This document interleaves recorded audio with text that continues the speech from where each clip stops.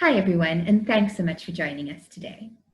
We're here with Chris Zweigenthal. He's the CEO of the Airlines Association of Southern Africa, and he's going to be talking to us about rebuilding the industry following the announcement that South Africa's borders will reopen on 1 October. Thanks so much for joining us today, Chris. Sarah, good to be with you. Thank you. Great. So we had some very interesting news this week, and after months and months of lobbying, it was finally announced that South Africa would reopen its borders on the 1st of October.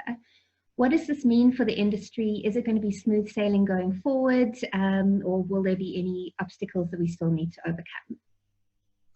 Yes, Sarah, it was certainly a very welcome announcement by the President last night, and we're cautiously optimistic. I think that there's a lot of detail that still needs to be dealt with, and that's why we await particularly the directions from many of the ministers who will be involved in this discussion, including the Cooperative Governance and Traditional Affairs, but also the Department of Transport, the Minister of Transport and the Minister of Tourism. We don't have a list of countries yet, and the President alluded to that yesterday. We don't have a list of countries that will be open immediately, and so that list has to be finalized, and based on scientific evidence and good advice from experts, we expect a list to be put out. Obviously, on that basis, we can start dealing with those individual countries, and then obviously the airlines, and try and activate and get the airlines to start flying that operate from those particular countries. And then the next bit of work that I think is to happen is we would like to see our full network back as quickly as possible. So we would look at working with the various authorities to find out what it will take to enable us to bring those other states that are not on the list back into the mix. So from that perspective, that's probably one of the first priorities to look at. The second priority to look at is clearly to ensure that the arrangements for the acceptance of passengers into South Africa, as well as for passengers from South Africa going into those states, that those protocols and the arrangements are sorted out and, where possible, aligned and harmonized, such that, for example, the President last night talked about a 72-hour COVID test that needs to be valid and presented on arrival. Otherwise, we're going to quarantine. Clearly, we hope that the similar sort of arrangement is in place, because one thing that we know from the experience of other countries, and even close to home, is that putting quarantine requirements in place as a specific requirement for entry into the country is not going to work, and it's certainly going to deter travel. So those are the two things. But I think that's, it's good move, and we're very excited. It is very exciting.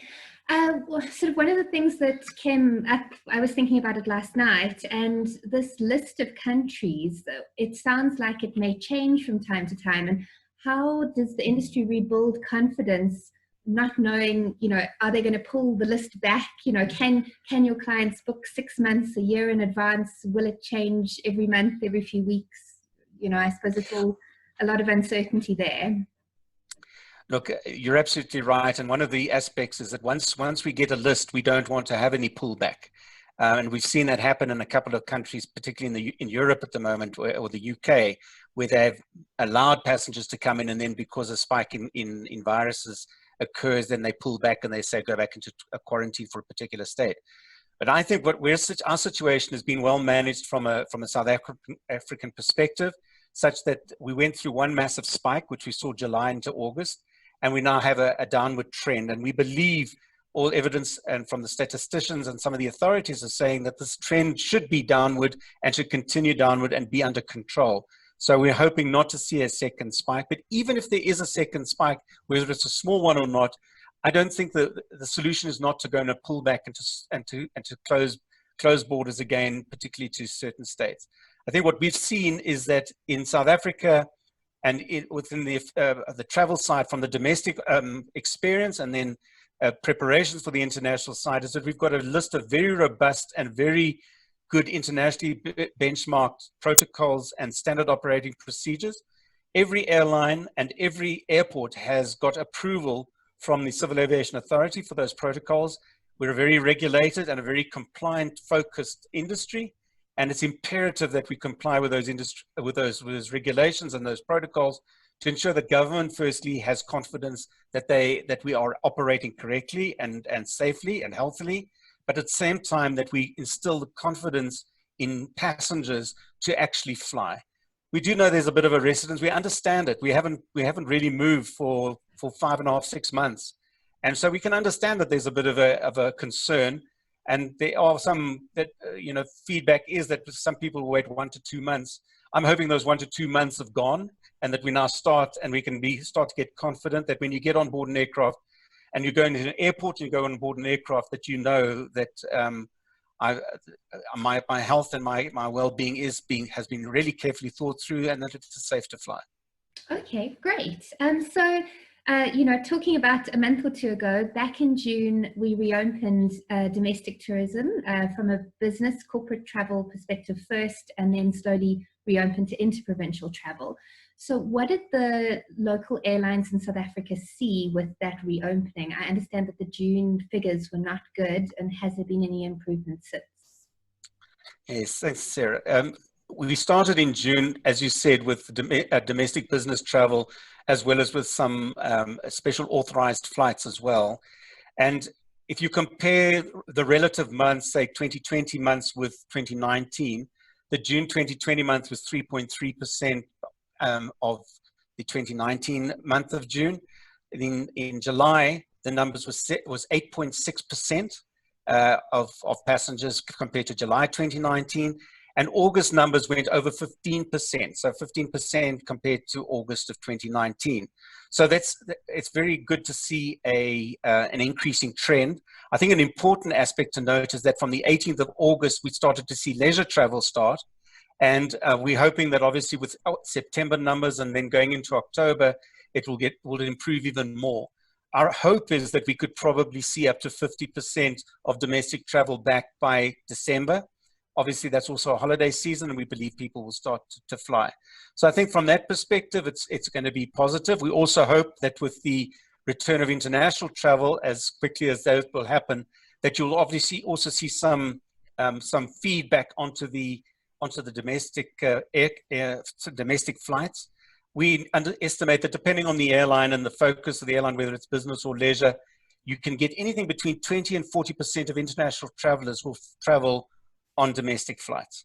So that's why and that's why it's a very important aspect for us to have international travel back, so that we can also feed onto domestic travel and then obviously enhance that sort of situation as well. Wow, starting at 3%, but really good news to see that there is some improvement there, and that people are looking and feeling hopeful for December. Yes, no, I think that it was important to start slowly, but so, I mean, we obviously had to test the system.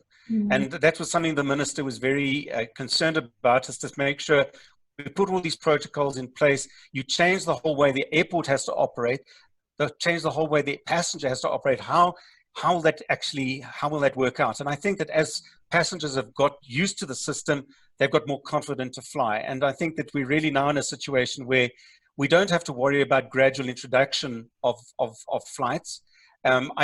Clearly, as flights come in, I don't think you'll have a big bang. Suddenly, every airline that was flying into South Africa started to start flying. They certainly won't start with all the level of frequencies they started. They'll start slowly. And as the demand picks up, they'll start to add more and more frequencies. And it's desperate for us to do that. I mean, South Africa has gone through a very tough economic process. We've really cost ramifications on both the travel as well as on tourism and aviation side has been enormous. And with the announcement of the annualized 51% reduction in the GDP in growth for the last quarter, and we've also heard the OECD talk about an 11% contraction of the South African economy. It's absolutely imperative for this year. It's absolutely imperative that we get back as much travel as we can to start stimulating businesses that have really, in many ways, been lying dormant and haven't been able to operate over the past 5 to 6 months, and that we can start to re-energize and stimulate the economy to return back to its former state, as well as obviously go beyond to get back into more positive growth areas than we had even before COVID-19. Okay, well, there's the message. South Africa is open. Come to South Africa, go on holiday, travel during December. Thank you so much, Chris, for talking to us, and have a lovely day forward. Thank you very much. Thank you, Sarah. It's great to be with you.